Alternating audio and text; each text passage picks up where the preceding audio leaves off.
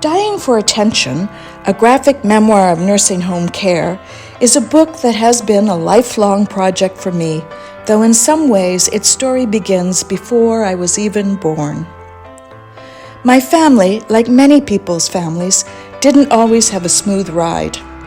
The experiences that my mother had, immigrating from England with her parents at a young age, dealing with difficult family relationships, training and working as a nurse and hospital administrator, marrying and having 2 children late in life, all influenced how she raised me and my brother. This relationship with my mother and how it changed at the end of her life is in many ways at the heart of this book. After the death of my 88-year-old father, I accompanied my then 90-year-old mother step by step through a convoluted long-term care system. It was a 9-year journey navigating a government without heart, within a system without compassion, in a family without affection. And my mother was no picnic either. Old acrimonies with my brother resurfaced during the last 3 years of my mother's life. After her death, I felt almost traumatized by the weight and frustration of all that had taken place.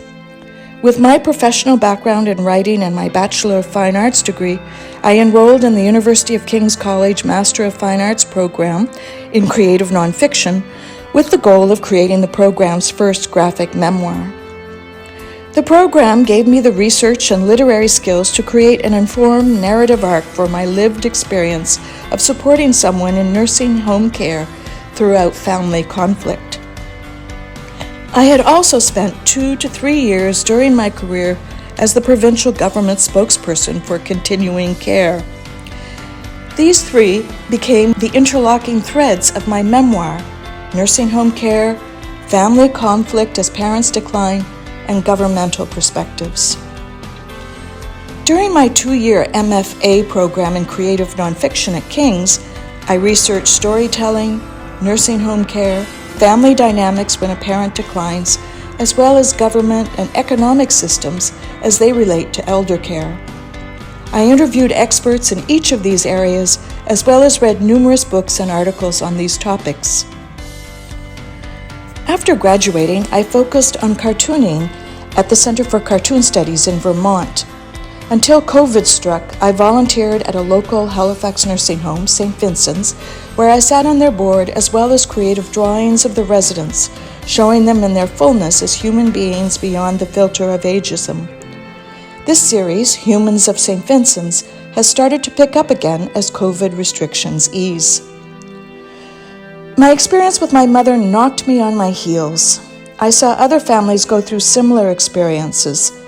I also understand the government perspective from my work. I felt an urge to tell my story for the benefit of others and as a way for me to heal from and understand all that had happened. This book is in part a work of remembering the years I had with Mum. Talking about families brings out the highest level of vulnerability. It's so close to the bone of who we like to think we are.